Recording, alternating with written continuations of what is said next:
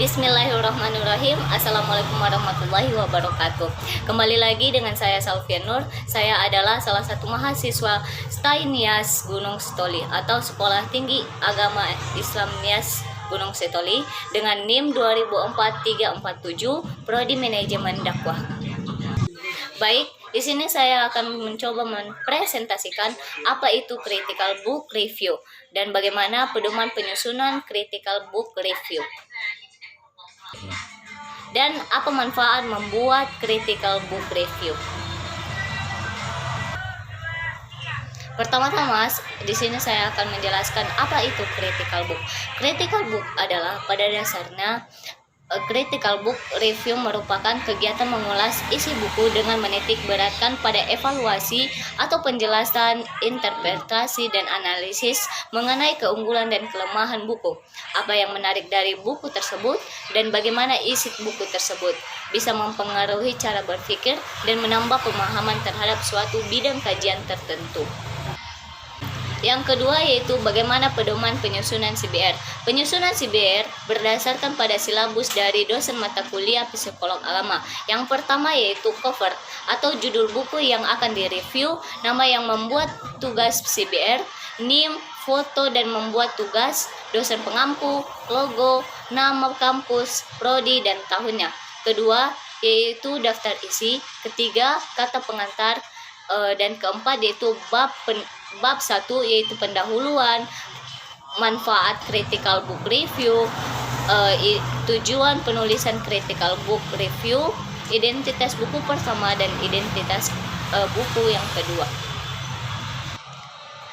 Bab 2 yaitu ringkasan isi buku pertama dan isi buku kedua.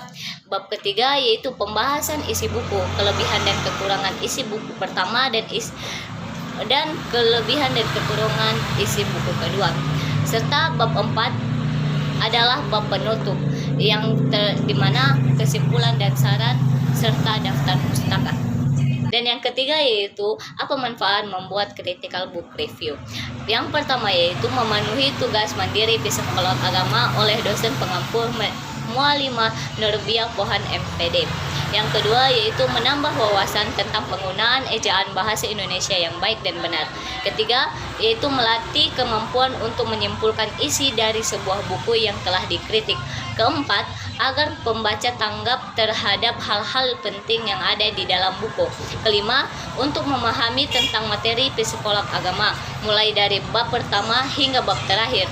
Keenam, melatih kemampuan mahasiswa atau mengkritik untuk sabar dalam menganalisis isi buku. Agar buku yang dikritik dapat direvisi sesuai dengan konten ataupun konteks yang telah dikritik. Kedelapan yaitu mahasiswa dapat mengetahui standar buku yang baik di antara kedua buku yang akan dibandingkan, dan dosen juga dapat memberikan referensi buku yang tepat bagi mahasiswanya. Di sini saya akan mencoba mengulas dua buku. Yang pertama yaitu buku Psikolog Agama dari Dr. Randus Haji Ramayulis. Dan buku yang kedua yaitu Psikolog Agama dari Khairun Nasrajab. Baik, di sini saya akan mencoba menyimpulkan dua buku tersebut, yaitu tentang psikolog agama, yang artinya psikologi agama adalah sesuatu ilmu yang membahas tentang ilmu kejiwaan manusia atau individu, tetapi dalam basis keagamaan, baik itu agama Islam, Kristen, Buddha, dan Konghucu. Baik, dari kedua buku tersebut pasti adanya kelebihan dan kekurangan dari buku tersebut. Saya akan mengulas kekurangan dan kelebihan dari buku yang pertama yaitu Psikolog Agama Dr. Haji Ramayulis. Yang pertama yaitu kelebihan dari buku tersebut. Baik, saya akan memaparkan kelebihan dari buku tersebut. Yang pertama yaitu adanya dalil sebagai landasan agar mudah dimengerti. Kedua yaitu adanya daftar bacaan. Ketiga yaitu adanya biodata penulis. Keempat adanya pendapat dari para ahli atau ilmuwan. Kelima yaitu adanya identitas buku. Keenam penyusunannya sistematis dan lengkap.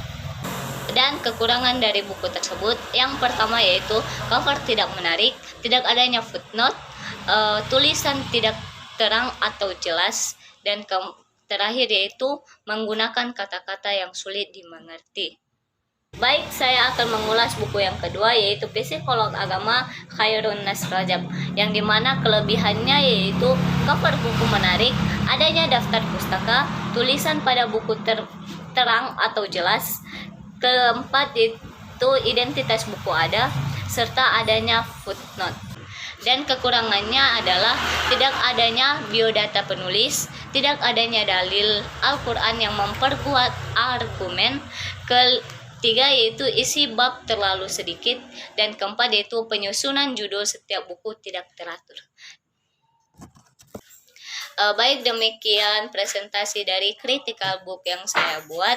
Apabila ada kesalahan dan kesilapan, kepada Allah saya mohon ampun, dan kepada kita semua saya mohon maaf. Wabillahi taufiq wal hidayah. Wassalamualaikum warahmatullahi wabarakatuh.